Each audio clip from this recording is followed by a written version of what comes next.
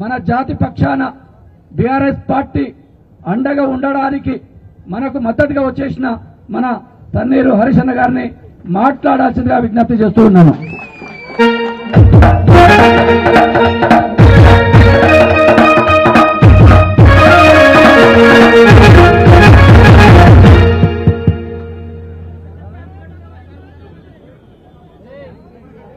जय तेलंगाना, सेवालाल महाराज की, सेवालाल महाराज की जय तेलंगाना। సభాధ్యక్షత వహిస్తున్న మన లంబాడి హక్కుల పోరాట సమితి రాష్ట్ర అధ్యక్షుడు ఉద్యమకారుడు మిత్రుడు రాంబల్ గారికి, గౌరవ శాసనసభ్యులు పెద్దలు ముఠా గోపాలన్న గారికి, మాజీ శాసనసభ్యులు గౌరవనీయులు జైపాల్ యాదవ్ అన్న గారు, గౌరవనీయులు పెద్ది సుదర్శన్ రెడ్డి గారు, అదేవిధంగా మా తమ్ముడు ముఠా జయసింహ గారు, గౌరవ కార్పొరేషన్ చైర్మన్లు తమ్ముడు ఎర్రోల శ్రీనివాస్ గారు, గజ్జల నగేష్ గారు, అదేవిధంగా నగేష్ ముదిరాజ్ గారు, బాలరాజ్ యాదవ్ గారు, తమ్ముడు వెంకటేశ్వర రెడ్డి గారు, ఇంకా ఈ కార్యక్రమంలో పాల్గొంటున్నటువంటి మా ఎల్హెచ్పిఎస్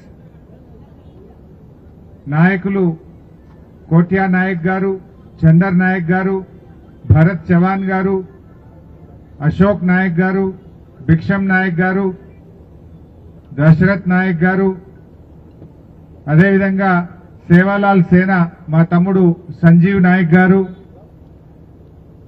మరి ఉద్యమకారుడు ఉస్మానియా యూనివర్సిటీలో నాడు తెలంగాణ కోసం పోరాటం చేసి నేడు మన గిరిజనుల కోసం పోరాటం చేస్తున్న గిరిజన చైతన్య వేదిక అధ్యక్షులు డాక్టర్ కరాటే రాజు నాయక్ గారు, శరత్ నాయక్ గారు, మోతీలాల్ నాయక్ గారు, రాణా ప్రతాప్ గారు, రాజు రాథోడ్ గారు, మా సోదరీమణి మాజీ ఎంపీపీ చారులత గారు, ఓయూజేఏసీ రవీందర్ రాథోడ్ గారు, సోమేష్ జాదవ్ గారు, కళాకారుడు భిక్షు నాయక్ గారు, అదేవిధంగా ఉపాధ్యాయ జేఏసీ ట్రైబల్ జేఏసీ చంద్రకాంత్ గారు, ఇంకా చాలా మంది ఉన్నట్టున్నారు. మరిగా వేదిక మీద ఉన్న పెద్దలు, ముఖ్యంగా హమారే మా కల్వకుర్తి నాయకులు ఫుడ్ కార్పొరేషన్ చైర్మన్ అన్న గోలి శ్రీనివాస్ రెడ్డి అన్న గారు, ముఖ్యంగా రాష్ట్రం నలుమూలల నుంచి ఎల్హెచ్పిఎస్ ఆధ్వర్యంలో ఇచ్చిన మా గోరూబియా, భాయి, యాడి, బాపు, రామ్ సేన్ అందరికీ రామ్ రామ్.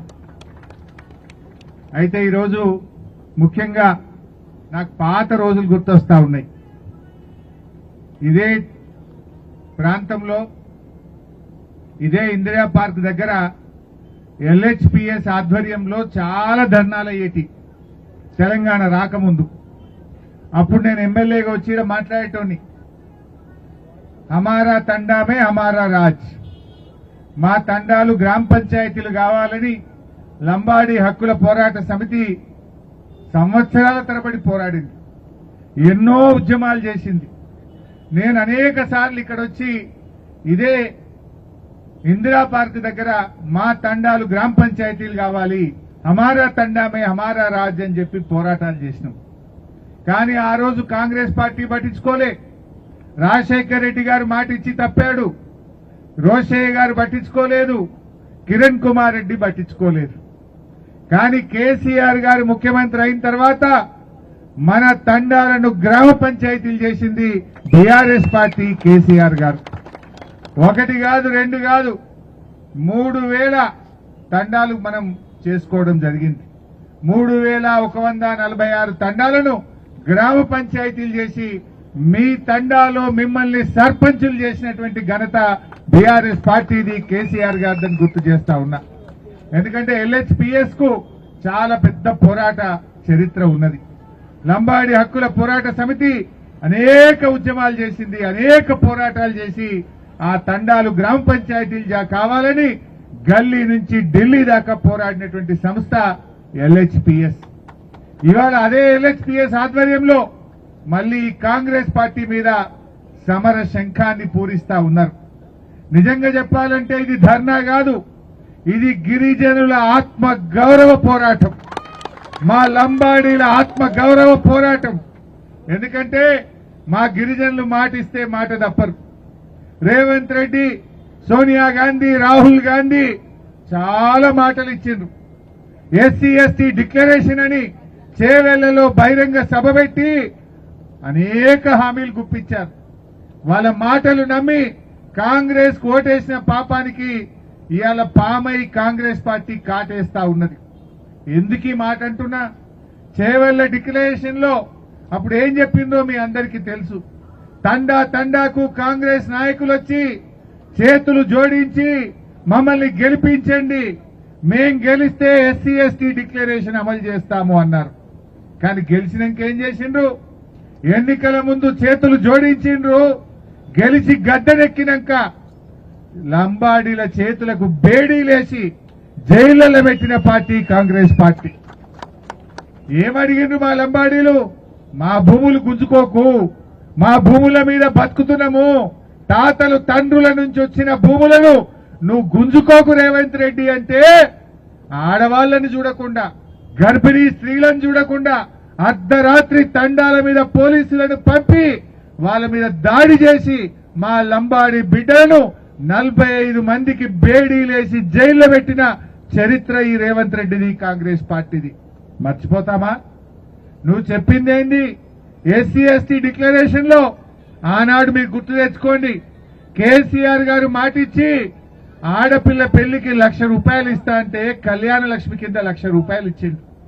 ముందు ఆ పథకం ప్రారంభమైందే మా ఎస్టీల కోసం, మా గిరిజనుల కోసమే కేసీఆర్ కళ్యాణ లక్ష్మి పెట్టిండు.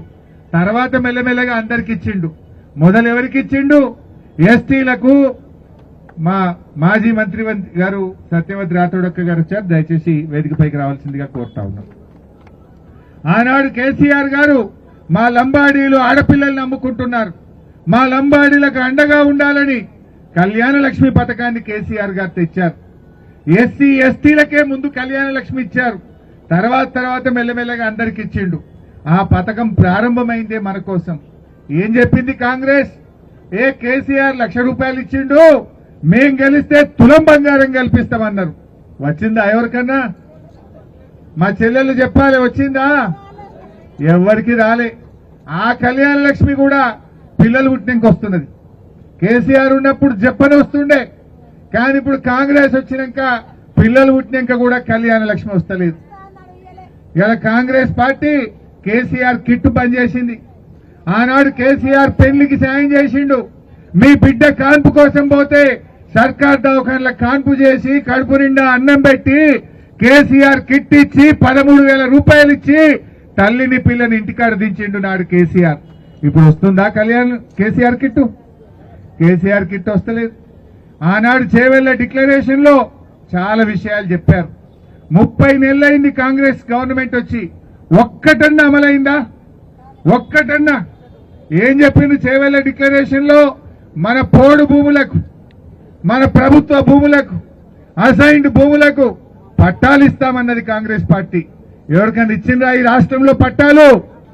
ఎస్సీలకు ఎస్టీలకు అసైన్డ్ భూములకు పట్టాలు ఇస్తామని చెప్పి పట్టాలు ఇవ్వలేదు. కానీ రేవంత్ రెడ్డి ముఖ్యమంత్రి అయినాక 50,000 ఎకరాలు ఎస్సీ ఎస్టీల భూములు లాక్కున్నాడు.